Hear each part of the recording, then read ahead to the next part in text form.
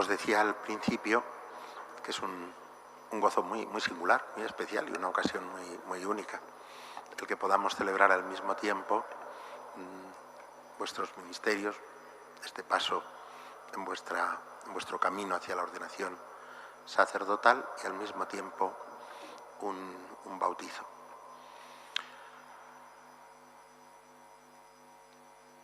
Porque están las dos cosas relacionadas, íntima y profundamente relacionadas. El Señor en el Evangelio de hoy describe una boda para enseñar que tenían que estar vigilantes y tensos porque no sabemos el día ni la hora en la que el Señor nos llama, pero lo describe con la imagen de una celebración de una boda, que a nosotros nos resulta un poco peculiar porque no sabemos cómo eran las bodas en tiempos de Jesús, pero cuando lo descubrimos, la imagen de la parábola es transparente. En las celebraciones de las bodas en Palestina, antiguamente, pues estaban por un lado los amigos del novio y lo que luego lo que se llama a veces en el mundo anglosajón el best man, estaba con el novio esperando también a la puerta de la tienda, y las amigas de la novia, que son las vírgenes de las que habla el Evangelio. ¿Y qué es lo que estaban esperando? Pues las negociaciones de la dote de la novia entre las dos familias, que había que negociarlas. Normalmente la boda estaba decidida muchos años antes y ya está, y lo habían visto y lo habían hablado y así. Pero el día de la boda había que negociar y discutir el precio de la dote. Naturalmente, entre tazas de té, algunos pasteles de miel y cosas así. Y era muy importante que esa negociación no se hiciese deprisa, porque eso demostraba que los padres de la novia les costaba mucho prescindir de su hija. Y si se hacía deprisa, si no negociaban mucho, si no discutían mucho la dote, pues parecía que estaban deseando librarse de su hija o que se casara ya y que se fuera y así, y eso no es así. Y entonces una boda era tanto más importante cuanto más duraban esas negociaciones, o tanto más los padres de la novia manifestaban, de tal manera que hay relatos de beduinos de Palestina donde esas negociaciones efectivamente duraban hasta el amanecer, ¿no? Y entonces la parábola es transparente. Yo os llamo la atención solo sobre una cosa, porque tiene que ver también con nuestra celebración, con que en las parábolas de Jesús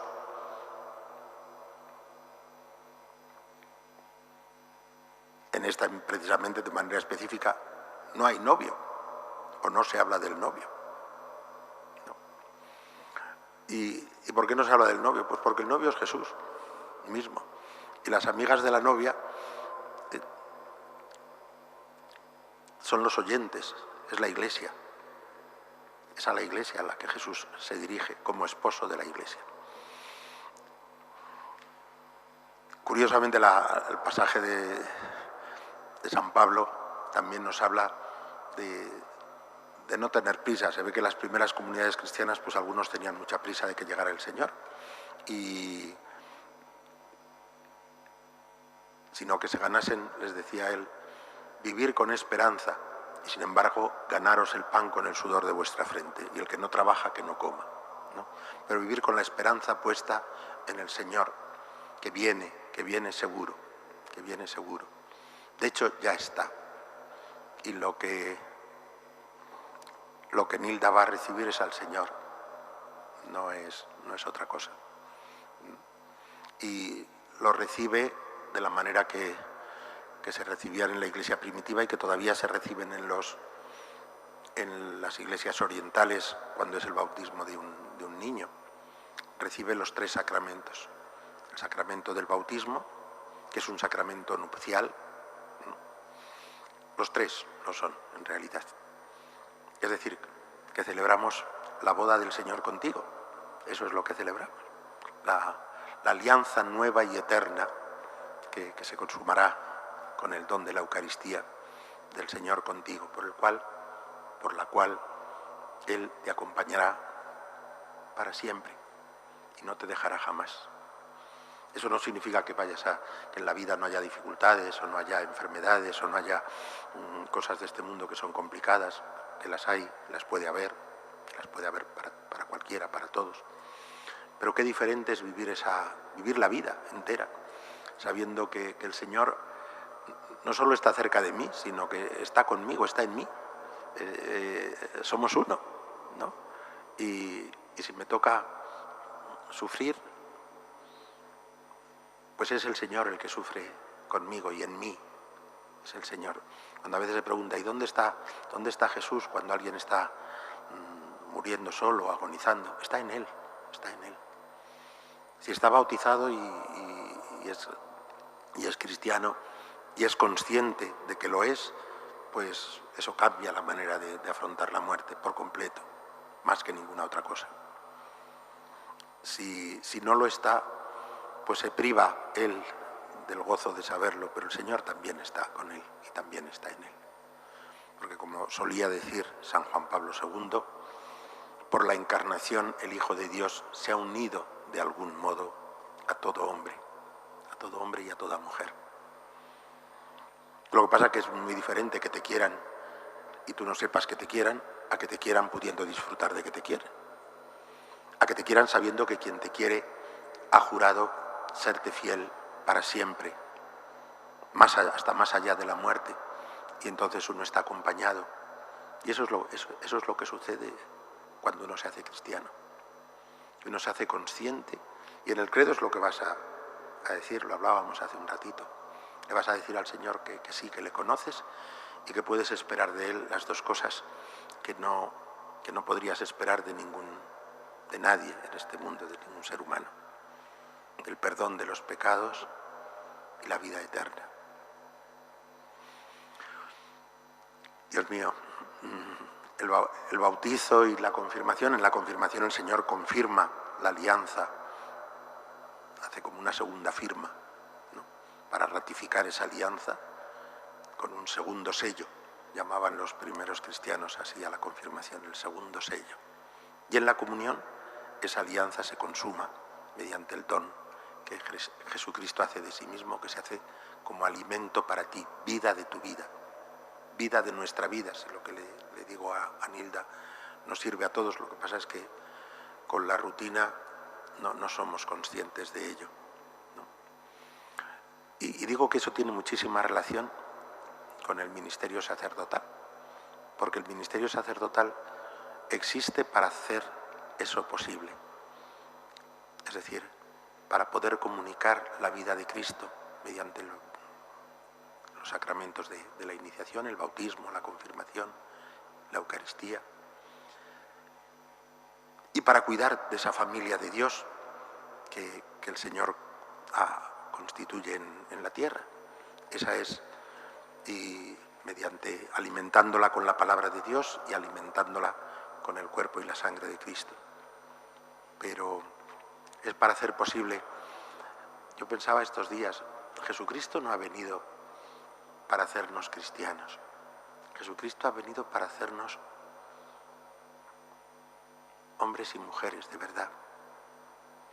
Luego, evidentemente, claro, eso es lo que tendría que ser la Iglesia, eso es lo que estamos llamados a ser, ¿no? Pero no ha venido para hacer un grupito que es aparte, que vive aparte y que no sé qué. Ha venido para que podamos vivir la vida humana como podemos vivirla, como estamos llamados a vivirla, según el designio de Dios, que es la libertad de los hijos de Dios. Y para eso Él se nos da, porque nosotros solos no sabemos hacer eso, ni sabemos vivirlo. Y nuestro ministerio sacerdotal no es más que un instrumento al servicio. Lo que tú recibes hoy, Nilda, es tan grande que a mí me da vergüenza. Yo decía, yo sé que tú estás muy contenta de recibirlo, pero yo te decía, pero si es más una gracia para mí todavía el poder darlo. O sea, es algo tan grande que uno podría dar la vida para que suceda, como sucede en ti, en todas las personas, desearía que sucediera en todas las personas. Y luego para cuidar de esa vida que el Señor siembra hoy en ti y se da a ti. Cuidarla, que florezca, que fructifique en las personas que tienes cerca, en tus amigos, en tu familia. Si el Señor el día de mañana pues te da una familia y te da hijos, que fructifiquen tus hijos, que fructifique a tu alrededor, porque llevas al Señor contigo. Y eso no tiene que verse porque hables mucho del Señor, tiene que verse porque vivas de una manera que sea muy bonita y que sea la envidia de los que te rodean. Y cuidar de la familia de Dios es cuidar ese don, cuidar esa vida en las personas que el Señor nos pone cerca o que el Señor nos encomienda a través del ministerio apostólico, ¿no? Y no tengo mucho más que decir, que es precioso que os haga conscientes, es decir, es tan grande lo que ya recibe que uno puede dar la vida para que eso pueda seguir sucediendo. Y esa es la razón más profunda de nuestro ser sacerdotes. Y para cuidar luego de ese don que sucede. Lo mejor que sepamos, a la medida de nuestras fuerzas limitadas, pero a la medida sobre todo de la gracia y del don de Dios que da el Espíritu Santo sin medida, como dice el Evangelio de San Juan, ¿no? Y nuestro don más grande es que somos siervos. San Pablo lo decía en una expresión muy bonita, también en la carta a los tesalonicenses: siervos de vuestra alegría, siervos de tu alegría, siervos de la alegría de los cristianos, de poder experimentar la presencia, la compañía, la vida del Señor. Y ser siervos de eso hasta servir a eso es servir a lo único que realmente vale la pena, porque todos los otros señores del mundo no valen la pena, ninguno. Sean del país que sean, tengan los votos que tengan y se llamen como se llamen. Solo el Señor es Señor, el centro del cosmos y de la historia. Y el que es capaz de satisfacer y de llenar los anhelos más profundos de nuestro corazón, de tu corazón, Nilda, y para siempre, que te acompañará a lo largo de toda tu vida.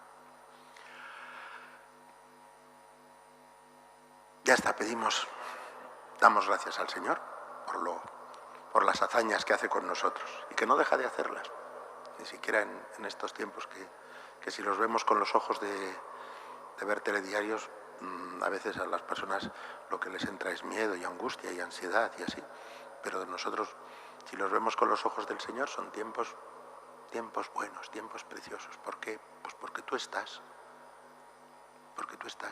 y porque lo que aguardamos no es la muerte y por tanto no vivimos con miedo a la muerte. Lo que aguardamos es tu abrazo y tu amor sin límites y sin fin.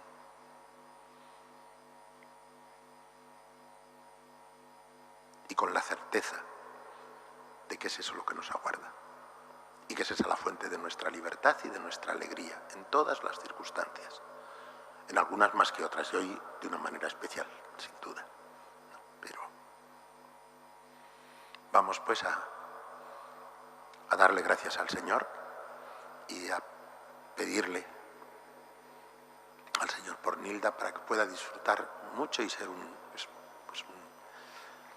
que tu vida sea, por sus frutos, por su belleza, la envidia de quienes están a tu alrededor y un motivo de gratitud para ellos y por vosotros, pues para que el Señor os permita andar en esta preciosa vocación y disfrutarla también, disfrutarla como un regalo especialísimo del Señor.